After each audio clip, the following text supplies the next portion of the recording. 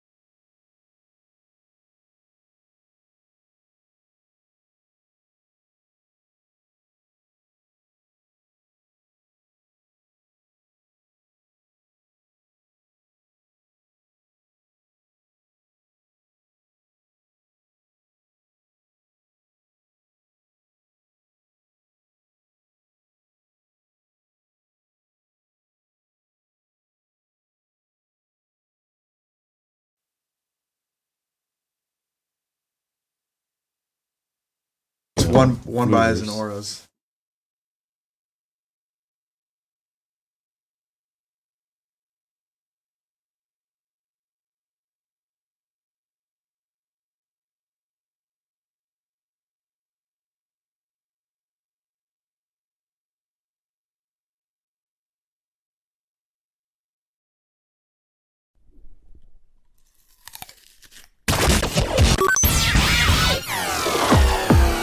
Broadcasting live out of a basement in Appleton, Wisconsin.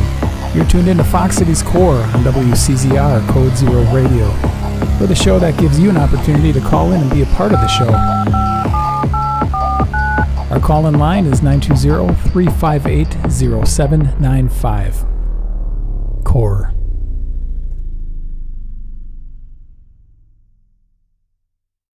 Hello, everybody. Welcome to Fox Cities Core on WCZR Code Zero Radio. If this is your first time tuning in to WCZR, we are an independent streaming rock station based out of Appleton, Wisconsin.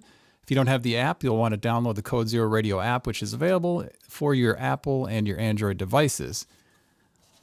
Also, it's Whammy voting time, so if you enjoy the show, if you could take 30 seconds to go vote, would appreciate it. You can find my name. Unfortunately, it doesn't say Code Zero Radio or Fox Cities Core, but look for my name in the media, and there's something else. Find it. Very explanatory. So my next guests, TUK is a band out of Green Bay, Wisconsin. A couple years ago, they were on the show. They released an album called The Story of Studio City. But recently, at the beginning of March, they released a single called I Only Smoke When I Drink. I'd like to welcome back to the show TUK. We've got Alan, Andrew, and Mike from the band TUK. How are you guys doing? Doing fantastic, Andrew. Pretty good. Thanks for having us, man. Yeah. We're back. For getting the show up and running. Well, it's hard to believe that it was already over 2 years ago since the last time you guys were here. Well, Which since then you guys have done quite a bit. I mean, you've got the new single coming out, and when can we expect to see the full album? Later this year. Yes. Later this year. I already forgot the date. We were just talking about this in the car, and I completely forgot the date. But it's coming out this year, and we promise. I know we've been saying that for a while. Mm-hmm. So for listeners and people that are watching that didn't see the show a couple years ago, TUK, TUK, you guys are self-described as kind of a harder rock band. Yeah. How would you describe TUK? Oh my god. That's always a hard. Right. That's always a hard question. It's kind of in two phases, you know, like because it started originally as Andrew's child, Yeah. Echo chamber. Solo. echo chamber, Yeah. and then you know, the rest of us came on board, and it's been a nice merging of our individual influences. I would say definitely a little bit more into the kind of metal realm, harder rock Yeah. realm with myself and Alan, which is pretty evident on the new stuff coming out, and the new single I would say is Yeah. vastly different than the stuff from the first album Yeah. in an awesome way. So I also just downloaded the Code Zero app. So Excellent. Y'all should do it. No, I feel like it was like Stereo City was very much like nice rock. Wasn't trying to break any new barriers or anything. And then, especially with the lyrical content and the stuff that I wanted to address lyrically in the album, like it just naturally got heavier. So like I struggle telling people that we're a heavy metal band or like a metal band, but we definitely have more of those elements in it with this one. So it's The first album was definitely, you could hear your inspirations. You wrote the first album Yes. and all by yourself and recorded it all by yourself. Mm-hmm. You can hear your inspirations, Queen, Foxy, Shazam, and Metallica and bands like that. But this upcoming album, and you can tell on the single already, I Only Smoke When I Drink, it's got a more heavier sound. How was the writing process on this album different, getting input from Alan and Mike versus the last album where it was just you? well, this was an Alan song. Yeah. right? This- yeah. yeah. So that's Interestingly enough, That's yeah. one thing is like he continued to write, but then I also Started writing and adding started stuff. writing and contributing some ideas and songs. And yeah, so but like it's like the instrumentals and stuff I brought like a demo to and then showed them. And then yeah, we kind of worked, you know, just We would just play on the we riff. play on it and come up with ideas and try stuff and not find, you know, maybe this idea didn't work and so on and so on. Yeah, and I'd say the final form of it really came about from a lot of just us playing on it together, and so it was. Some of them were like pretty much done Yeah. when the demo was brought to the group, but some of them it was like we would just at practice each week we would play it, and some new things would pop up, or I would have some groove on the drums, like, oh, that was pretty cool, like I'm gonna keep doing that, or Yeah. then things would kind of form around stuff like that. So Yeah, I feel like Smoke When I Drink specifically, most of the song was pretty much composed from your first original demo. I think Yep. the part that we really kind of workshopped that wasn't in the original was the like bridge part after the second chorus, the ding, ding, ding, ding, ding, where it goes into this like deep Pantera groove, and then I feel like that's maybe the first time in the album we hear the harmonies that were from like Stereo City, Right. and trying to reintroduce those to keep it a little more like cohesive. But yeah, I remember that part we kind of workshopped Yeah. for a while. So it was not a quick one and done. This song I feel like we had to work on. And it was cool. Final product turned out really awesome. Did it take a little pressure off you, Andrew, to have Alan bring that to you? Oh It had to man, be kind of hard to let go at the same time and give somebody else. I think you hit the right point there. yeah, yeah. The album was definitely a growing opportunity. Yeah, I remember when actually this wasn't the first song that Alan brought in. It was a different one that you're going to hear in like a month or two. and a half. Next single, not the next single, but the single after that. He brought in this riff and he's like, "Hey guys, I wrote a song," and I'm sitting there like we're listening to it during rehearsal. I'm like, "Oh my god, I'm like freaking out. I'm not the only one writing the songs. So, and that it took me an embarrassing amount of time to like let go of like, okay, Andrew, this isn't your band anymore. This is our band. So, and these guys are just as, if not more, musically talented than you.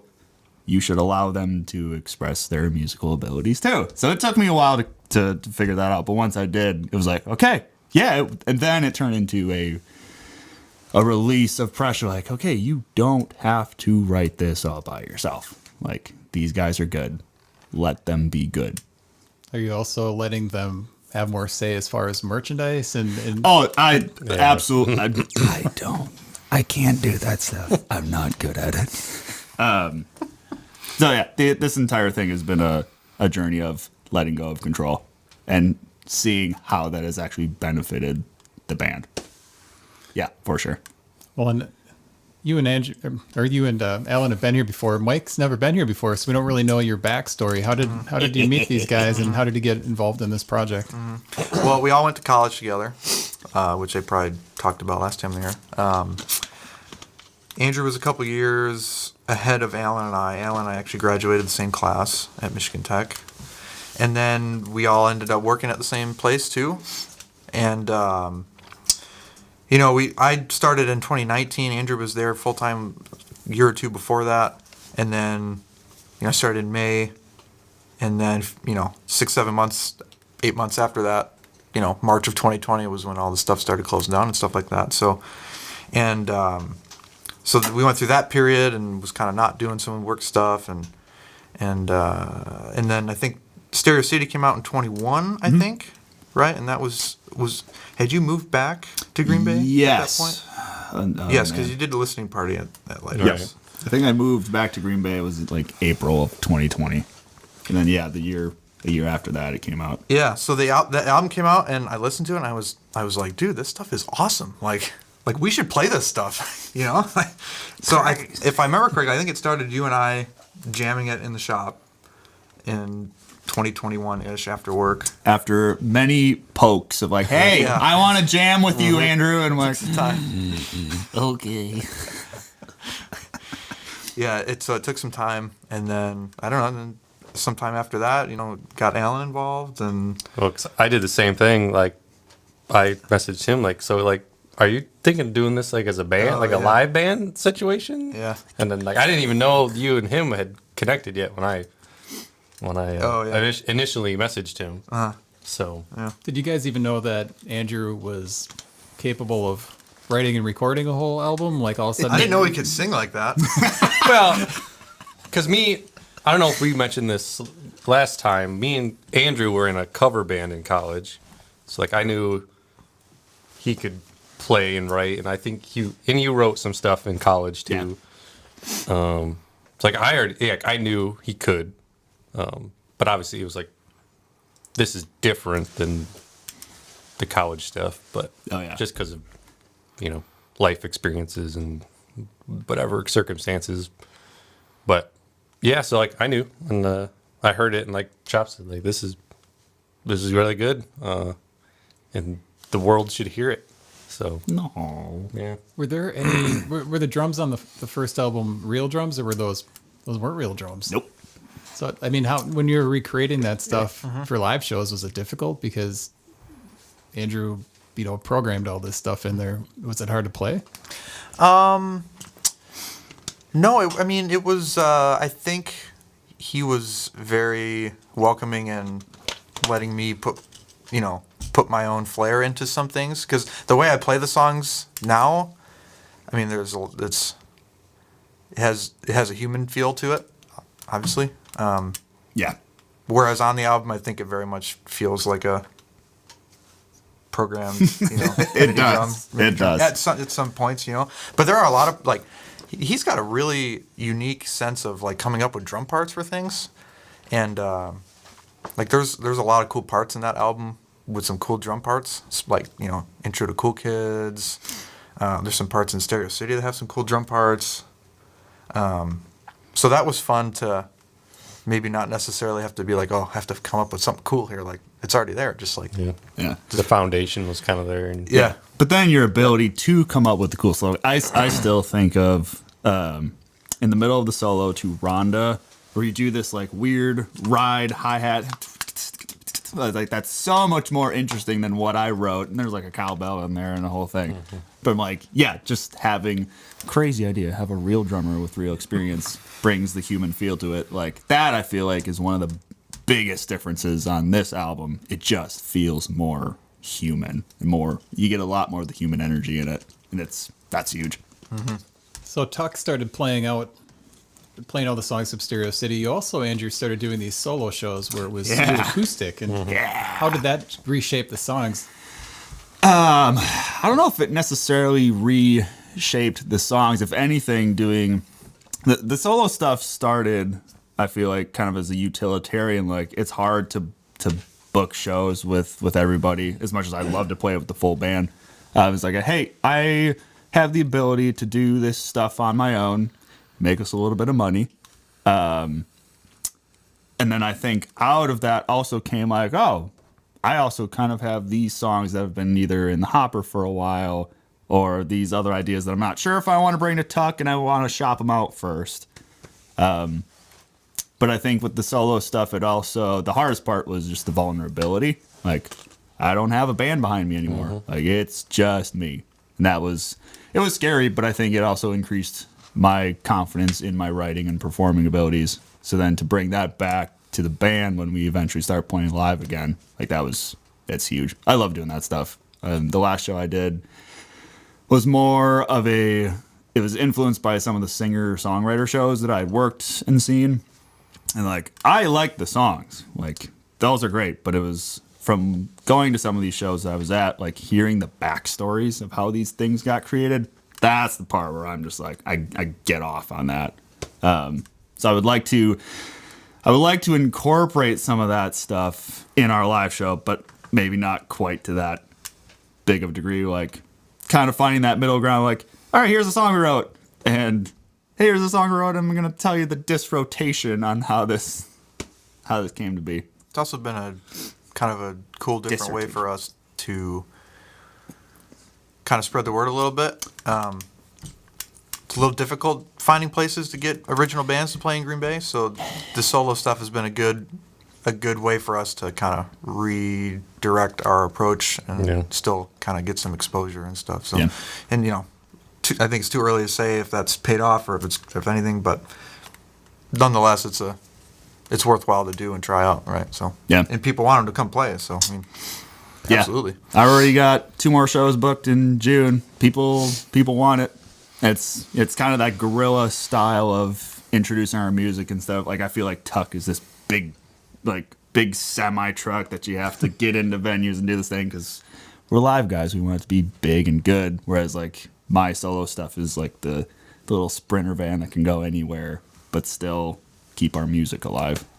So when you guys were doing big shows, setting up these big shows for festivals and stuff, were you slipping copies of TUK to the different artists? Not nearly as well as I would like to be. We have some physical merch, but we've also, as of recent, switched to a more just a different. This is the part where I have to stop talking because I don't know jack about it, so I'm going to back away from the mic and have somebody explain how our merch works.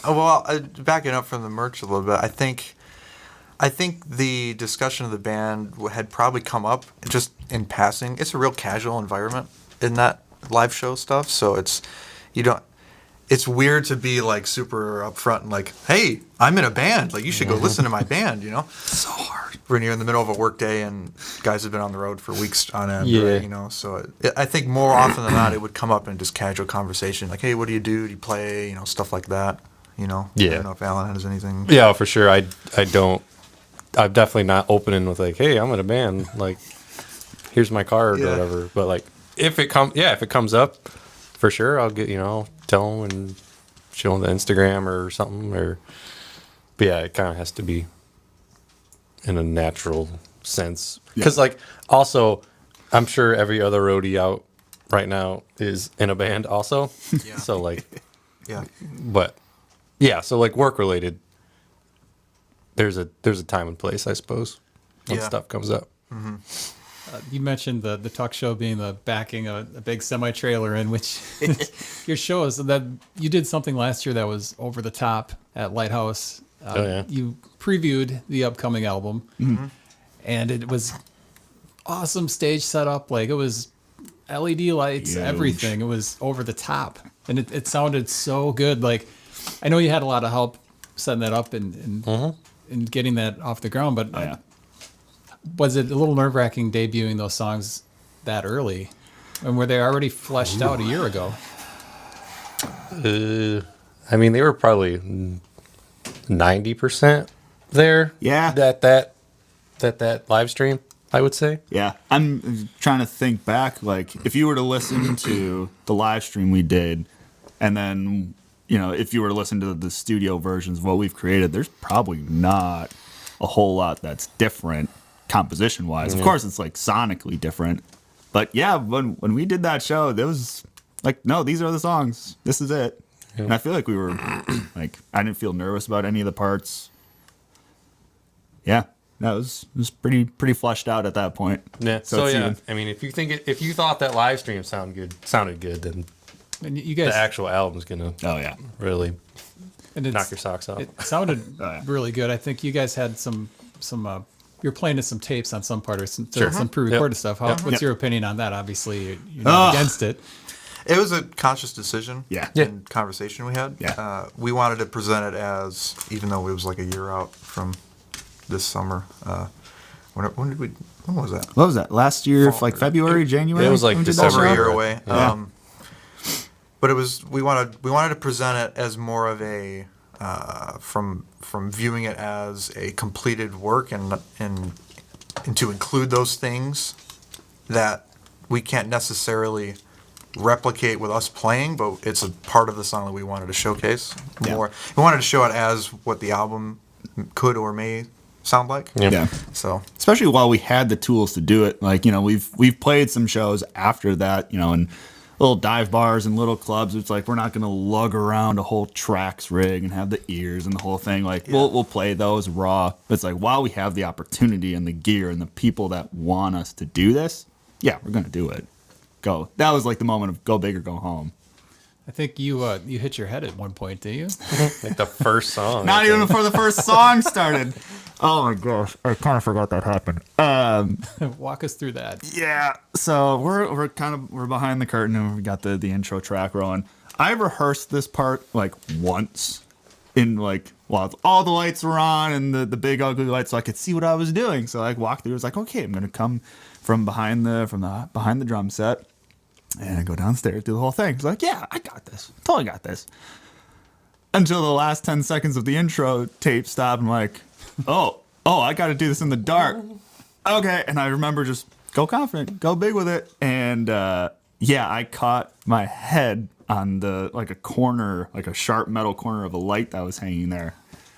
And I just remember hitting and going, the conscious thought in my brain was, really going to start the show like this? Sweet. Here we go. Go. And during confrontations, I remember like playing and like, I was just hot. Right. It was like, you get going and the nerves get going, so you naturally start sweating. So I'm just like, I feel like I'm just wiping away sweat. I'm like, okay, yeah, not a big deal.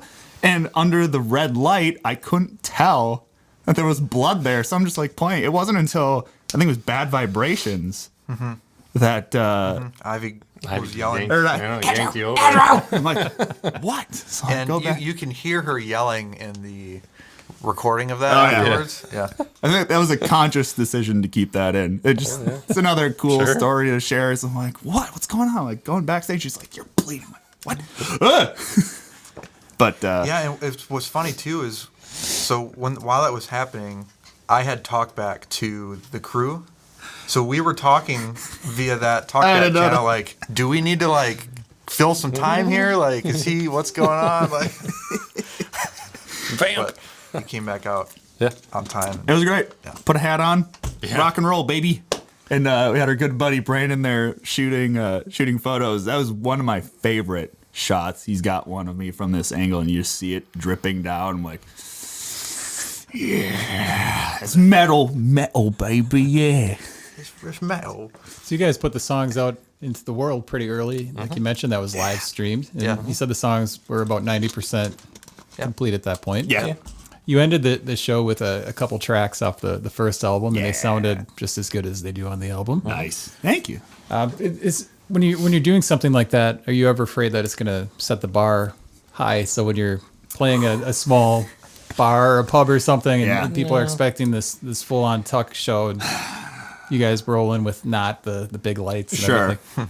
I don't think I I think the energy's there regardless. Yeah. Yeah. Yeah, I don't think at least I don't. I'd love to hear your guys' opinion. I don't think I struggle much because I think when you step into the small bars, the expectation is still here. If we were to go to like a bigger venue or start doing stadiums, yeah, of course, people would expect this. But I think it all comes down to expectations, I think. Yeah. We've got a question here from Ivy. Oh, Hi, boy. Ivy. Hi, Ivy. Hi, Ivy. Question is, what has been something that has surprised you that didn't expect to experience in this journey? That you didn't expect to experience in this journey? She's got the good questions. I didn't, just speaking on myself, I didn't expect to grow as much as I did. Just as a person, as a musician, in the whole letting go of control department. Like, I think about the final product that we have. What the music, the mix, the mastering, the artwork, the merch, all this stuff wouldn't have happened if that control hadn't have been given up. And I'm super proud of the final product we have. And I think I can speak for us when I say that. And I didn't expect it to be as good as it currently is. So to think on that, it's just like, yeah, this is a cool thing. Like, giving up control is good, and it produced something so much better than anything I could have made by myself. So, I got nothing to follow up with that. I think it perfectly summarizes everything the album's about. So yeah. And maybe the other part too is like, as I'm writing these lyrics, the album is going to be called Confrontations. Every single song deals with something that I've had to personally work through. Big picture scope ideas, justice, who you are as a person, what real growth feels like. And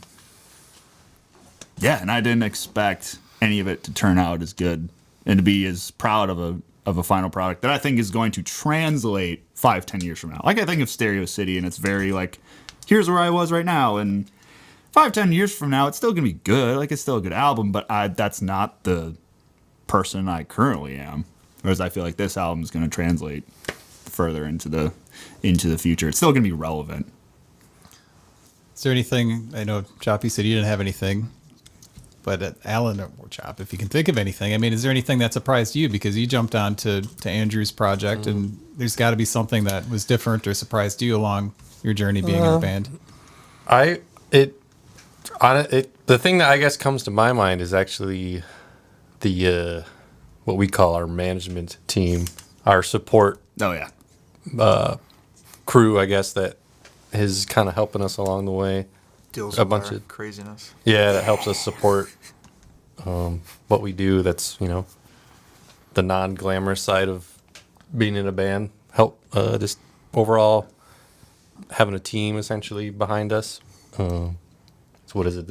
It takes a village to raise a child, or Oh yeah. whatever the saying is. So like, I think that's something that's super important, and Yeah. maybe not a lot of other bands have yet. Yeah, we've made a conscious decision to step up the social media space and to utilize that avenue of getting the music out there, and we decided we needed help doing that. Yeah. It wasn't something that we would be able to do Yeah. on top of all the rest of it. Right. It's one of those, like, we could have done it Yeah. ourselves. Oh, yeah. And would it have been as good if we did? Probably not. Right. Yeah, yeah. Well, you guys have embraced the digital world. Lots Yeah. of posts. If people aren't following you guys are creating content and releasing Yeah. stuff. And Yeah. even last year when you did the pre-album live stream show, I mean, you guys you streamed practices and different things as well. So, I mean, as far as a decision to embrace the digital avenue. You've got no romantic views towards, well, it's got to come out on vinyl and CD, and that's it. Yeah. Yeah. I mean, That's how I used to operate. that's just the way it kind of has to be. 2024, you kind of have to have an online presence of some sort. Yeah. Well, anyone that watches the content you've been putting up knows you guys are Metallica fans because there's lots of Metallica pictures in the background. You can see Alan's wearing a Metallica shirt. Oh, Two Metallica? I didn't think of it. I don't have one on underneath. Don't worry. well, do you have a Metallica tattoo under the t-shirt? I do. Yeah. I do. Well, we're just carrying the team here. What? I know. So I know you guys all went to a Metallica show together too, didn't you? Or most of you We've were gone there? to we've gone to Multiple. 3 together. 3. Yeah, I guess it's 3 now. So were you guys all always into Metallica, or was that Yeah. something that started when the band? That was Yeah, always- that's something that's, I guess, one thing that we all three, that helped us be tight together is the all same liking fanboys. Fangirling Yes, with Metallica. that is the correct word for it. Fanboy. And I can definitely hear it in Andrew's vocals. You've got some James Hetfield inflections. Yeah. Are you careful not to like over go into that direction? I have to, and I feel like Smoke When I Drink was one of the hardest ones to not just go full on reload with it. That one and another one that we're not releasing as a single. It's hard.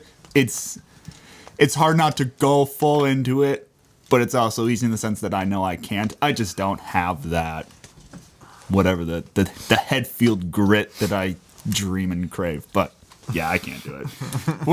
If we were left unattended, unsupervised, we would become a Metallica cover band. But we are attended and supervised very closely on that, Conscious. and we thank them for that. Well, so Metallica is an influence. And there's also a band, I'm going to pronounce it wrong, Gojira. Is that correct? Gojira. I noticed that you were wearing a shirt chop during the live stream, I think, a Gojira shirt. And there was something else recently where it might have been Alan or somebody had a shirt on as well. So, I mean, how did that band come to influence all you guys? I mean, that's it's a foreign metal band, isn't They're it? French. They're They're French. from France. Speak English. Sing in English with a Japanese name. Yeah. It's a little different. But Yeah. I mean, I've liked them for a while now. He's got tattoos on him. That's an album cover tattoo. So yeah, they're one of my favorite bands under Metallica. And their favorite band was Metallica. Yeah, right. And their favorite band is and was Metallica. So yeah, they're just one of my favorites. I don't know how.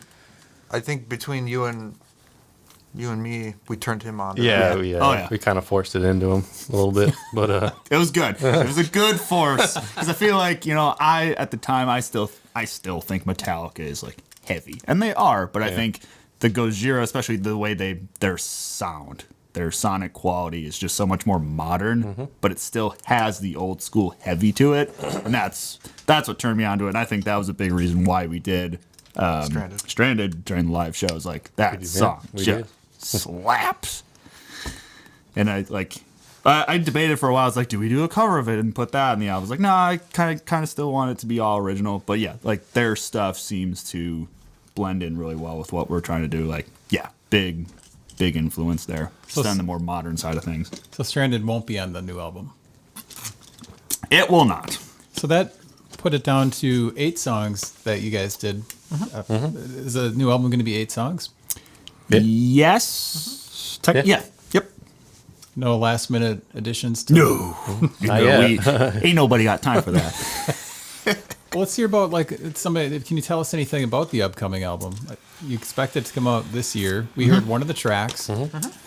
The feel of it, going off the live stream, everything is a little heavier. You don't get all the Queen and Foxy Shazam influences from the first album as much. Yep.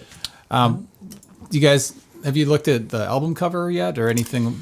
Are we looking that far ahead yet? Oh yeah, the album cover's been done for a while. Actually, I feel like the album cover got done it's kind of first, I think. first, and then we actually outsourced our single artwork to somebody that Chop found, So she's been kind of helping us work through that. So Stereo City was a kind of a cartoonish cover. What's this one? This one is a lot more. It's more real. It's still computer generated. It's much less of an animation than it is an actual image. Like a Photoshop. Yeah. I'm gonna put you on a little pause there, Andrew. But we've got a call. What's your question for TUK? Hi, Tuck. Hey, Andy. This is Jerry. How you doing? Hey, Great Jerry. show. Good to hear you. Thanks for calling. Hey, Jerry. Hi, Jerry. A call. So I have a question on touring. Are you planning on touring with this new record? Secondly, other than Metallica, who would be a national act you would like to support or tour with? And thirdly, if you were to tour with a local band, who would you choose? Oh wow, Jerry's bringing it. Well, I mean, we don't have any plans to tour, but like, if someone wants to, like, sure. Someone hands us a chunk of money. I'm not saying no to it. Yeah. Yeah, I think our current plans with the new music is to like we talked about with our social media upage and getting stuff out there. This is really good content and things for us to use to get the band name out there and to get heard by more people. You know, the single's been out for what? 2 weeks? 3 weeks? Yeah. 3 2 or weeks or 3 so. weeks. And our Spotify monthly listeners have gone from 74 to 941 in 3 That weeks. was of yesterday, yeah. So, you know, that tells me that all the stuff we're doing is at least an upward trend in that regard. So that's working. So the more people hear it is the first step for us. Yeah. You know, anything after that, I think we'll have to figure out. And obviously, you know, Alan and I have some pretty crazy work schedules. But Yeah. when it comes to a passion project like this, we'd always find a way to do that. Yeah. Yeah. I think touring right now, touring seems like kind of putting the cart before the horse a little bit. It's like we feel like we're trying to build our audience and using online to do that. We haven't really talked about it. The idea of touring seems to me like way over there upstairs. Yeah.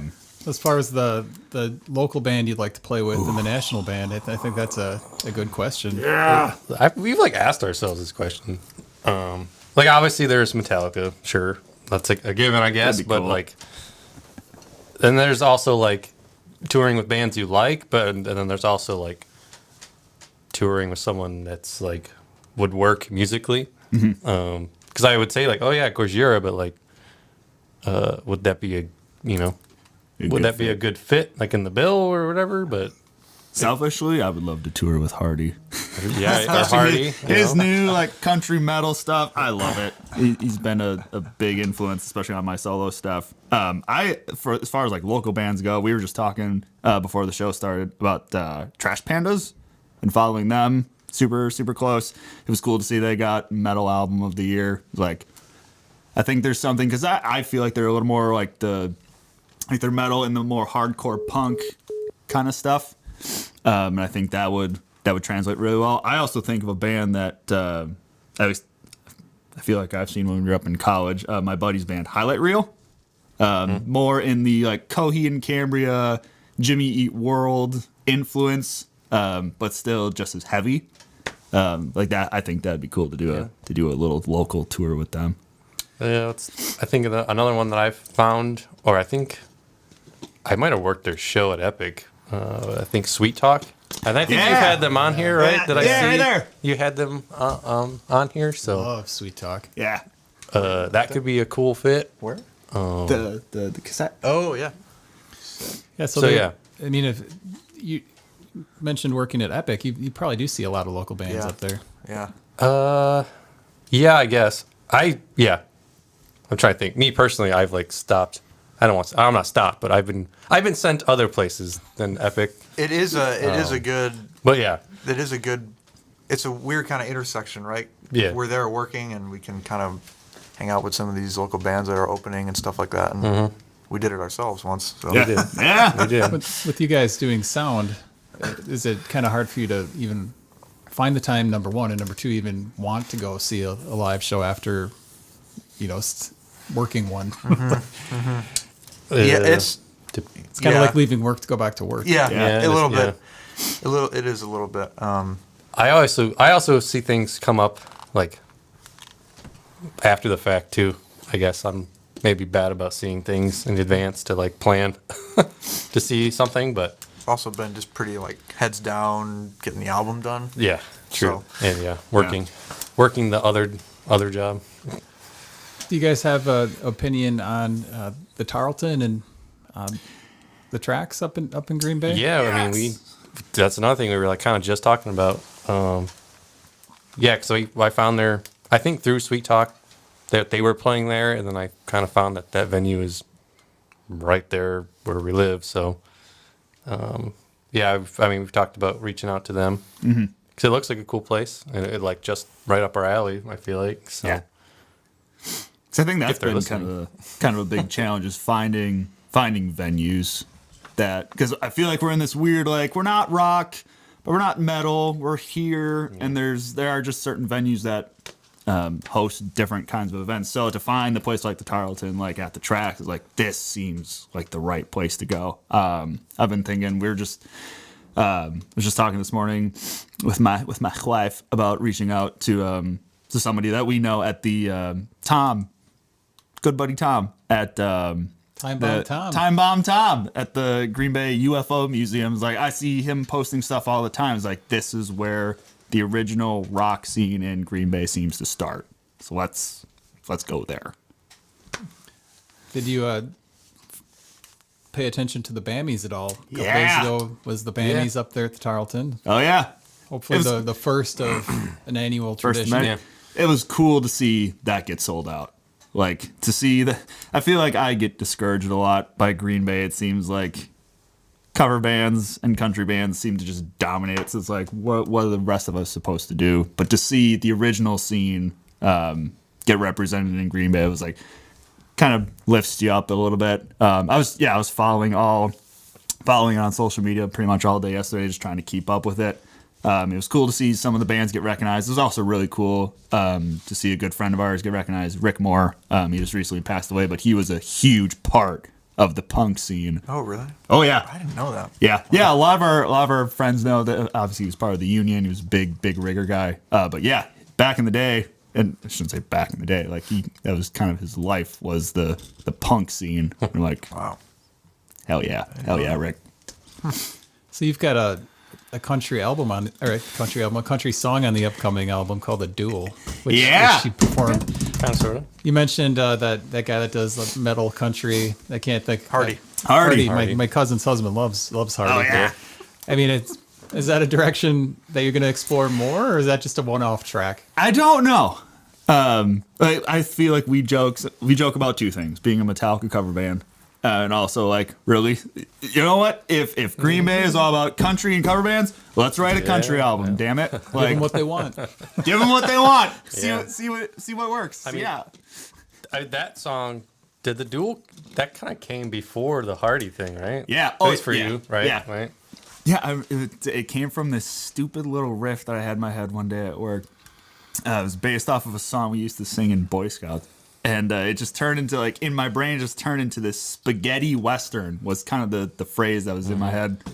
Like this old school Clint Eastwood. If Clint Eastwood went to music, this is what it would sound like. Yeah. But then to introduce the heavier part of the song, that was a lot more the Metallica, even like a bit of like some emo rock spirit in it. A lot of the MCR influence. Yeah, because like that's because he plays a guitar solo, so I'm doing the rhythm. Like when he's playing the rhythm, I'm thinking like Green Day, you know, big old power chords and that bounce to it. Like that's what I'm thinking when I'm playing that. So yeah, like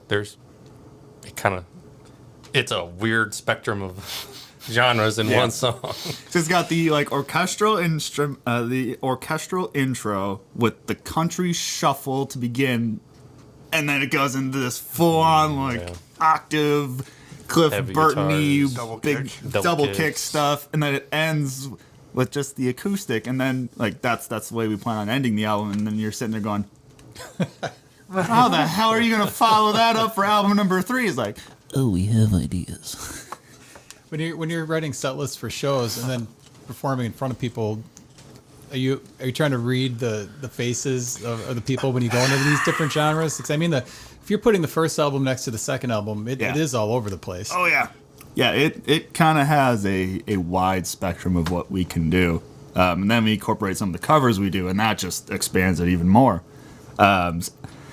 It's hard to not read the people, but there's also an element of I can't care too much about that, or else if I'm constantly trying to read the room and like change the set list from there, it's like I don't know how we'd ever get through a show. Yeah. But there are definitely like some venues I've walked into before a show, and I'm trying to think like, okay, what song, what would actually hit here? Like, is it more of a punk vibe? Is it more of a metal thing? Is it more of a they're looking for some nice rock? Like, am I going to incorporate more Stereo City, or am I going to incorporate more of the new album? So yeah, it's definitely a conscious thought. Is there one moment that is the most memorable in the history of the band right now? So many. Playing for over 1,000 people at Epic. That was pretty hard cool. to beat Epic. Opening at Epic for Bad Flower. Yeah. How did that opportunity come about, and can you kind of walk me through that show? Well, at the time, all three of us worked at Lighthouse and have a good relationship with the management there and the guy that books the shows and stuff. And and I did Ivy work there too at that point still, or no? I don't. She was good friends with Ryan anyways, Yeah, and I don't think she's so. really good at continuously poking people and trying to get us into places. So that's her talent. She's good at it. So she talked to him about it, and he was nice enough to have us on, and it fit really well with Bad Flower. And Yeah, that was one of those. I felt like it was when I first saw the opportunity. It was like I had no idea who Bad Flower was. I had this impression that they were a little on the heavier side, so like that was good. And I started listening to them, going like it's different enough, but similar enough. This makes sense. And I remember that show. Just I was nervous as hell. 'Cause I think it was the day before. I didn't have a voice. I got super sick the week before. And I'm sitting in the green room like 20 minutes before we go on, and I'm just like doing the whole water, salt, gargle thing. And I had a moment in the bathroom. I was like, oh, dear God, if I'm supposed to completely flop this and I'm supposed to learn a lesson out of this, let it be. Let it happen. But if we're supposed to go up on stage and just rock this place, also let that happen. And it ended up obviously being the latter, I felt like. So yeah, the show at Epic was definitely a big highlight. yeah, it was for sure. I think that's the most people any of us have played in front of. Yeah. I would think. I think so. It was the case for me. It was pretty crazy going up there, and people were like cheering us, like, "Man, do you guys Yeah, even know who we are? Like, yeah. nobody knows who we are." Yeah. They got into it at the end. And that's what all of our plus ones, anyone who's in the audience will tell you. Like everyone was like enjoying it. So Yeah, we made, I forget how much we made just the merch sales. Like Yeah. that was the biggest amount I'd ever seen. Like, holy, we did that? it's like Damn. Yeah. Cool. Yeah. Did you guys walk around after the show and get stopped by people? Or- yeah, we hung couple out, times. We Oh, hung yeah. out Nice. at the merch table afterwards. And yeah, people came up and talked to us, took some pictures. Yeah, they wanted to like take pictures and get Yeah. stuff signed. Yeah. It was Yeah. bizarre. Like one of those, like, oh, I actually feel like a real rock Yeah, star like moment. Bizarre. real Yeah. band Yeah. stuff. So then that is one side of the spectrum. What's the worst part about playing in a band? The worst part or the worst experience that we've Let's do worst experience. That Okay. seems a little harder than is the worst this part. this band. Probably this band. Hey. I mean, I don't know if we've had really. Okay, well, let's make it more general. Yeah. What's Yeah. the hardest part about being in a band? Just sticking with it, I guess, and like understanding that every show's not going to be epic. Yeah. Like we're going to have to play to two people in a little bar, oh, yeah. Which we've done. which we've done yeah. and we'll continue to do. But we just got to keep Stick with the vision. keep at it. Yeah, Yeah. it'll get there. Hardest part is just booking shows. Booking, Like, yeah. it sucks when we're trying to send emails and nobody responds. You have to send multiple. Like, just shopping yourself is hard. It's tough for me. Like, I don't like showing off a whole lot. Yeah, it's the grind. It's like, hey, you want to play in front of people. You want to promote your stuff. This is the hard thing that you got to do. Is there anything you learned from promoting the first album that will make it different for promoting the next album? Actually promoting it. I remember when I released Stereo, I think I just did the bare minimum. A couple Facebook posts beforehand. I think it was just on my personal site at that point. I didn't think TUK Music on Facebook or Instagram. I don't think any of that existed. So yeah, just how did I do it different? We actually promoted this one. we're Like, actually- you took some classes to figure out how that world works, because I was still operating in like how to promote your music like it's 1994. And turns out that does not work in 2024. So just incorporating him and what he's learned through through his different courses and having to swallow that, how different it is. Just a shift in how people consume music Yeah. today, and trying to align our approach with that and to utilize those tools to get it out there to people. And I mean, it turns out, just dropping a whole album, it doesn't end up doing a whole lot for you today. It's definitely a single based culture, and it works out. It works better for us because this isn't our full time thing, so it allows us to take some more time to use each single as a kind of its own thing to promote the band, and we can do it in different ways that suit each song a little bit better, So that's what we're trying to do this time around. So Yeah. Well, let's talk about I Only Smoke When I Drink. Yeah. Sure. You did a nice explanation on your page, but I know you mentioned it started with a riff by Alan. Walk me through why the song is about what it's about and what you were channeling and what made you decide to release that as the first single.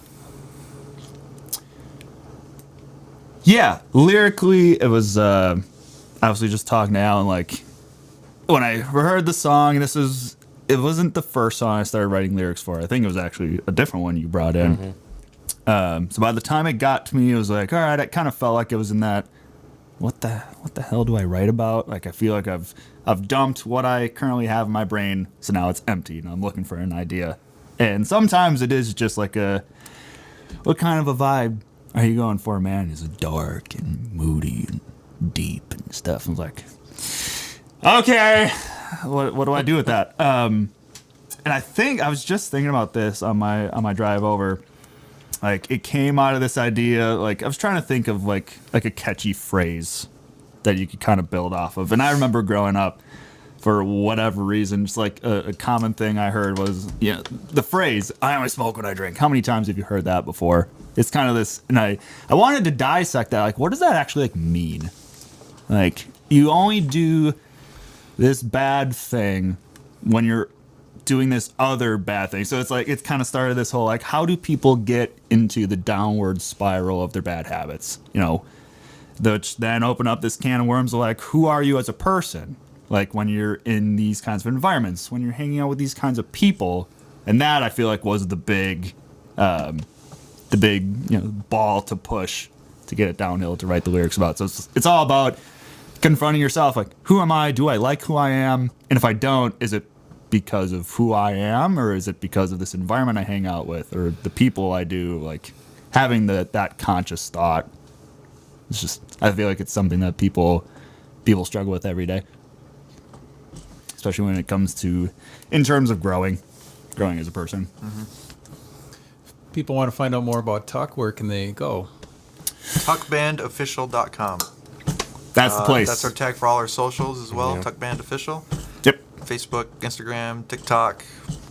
I think you guys have a link tree on there, which is another not new, but something everybody's utilizing. Yeah. Pretty handy. Future.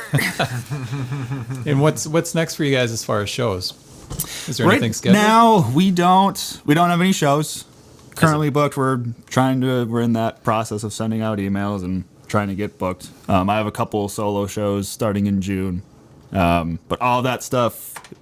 The first place to look is Facebook, Instagram. That's where we're going to keep all of our show announcements on. So look out for them. I'm looking at the Mile Music poster over there. Like, we submitted ourselves for this summer. Waiting to hopefully hear back from them. That would be a super cool opportunity to kind of branch into the Appleton area, the Fox cities. So it's always I love the festival. It's a cool opportunity. Met a lot of really cool people through that. All right. And what was the title of the upcoming album? Confrontations. Confrontations, and so the one of the tracks he played was Confrontations in C major minor. C sharp. C sharp. Sharp, yeah. C sharp minor. C sharp. Super long title. It has been shortened. Yeah. All right, well that's good to know. Thank you for letting us know about that, and we really look forward to hearing what the finished album sounds like. And until it comes out, we can expect a couple more singles to be released regularly. Sure can. Should we give the date for the album? Do you think? What is the day for the album? Would you want me to? Yeah, why not? Friday, June 14th. Is the album. June 14th, right when summer is like right in the beginning there. Yep. We wanted to release it before the summer, give people time to digest it before we start playing again. Yeah. Well, we look forward to that at Code Zero. We love TUK and really liked what we heard last year at the live stream show. So we Yeah, and thanks for coming to that. Yeah, That was- that was Thanks for awesome to see inviting you me. both there. Hi, Bob.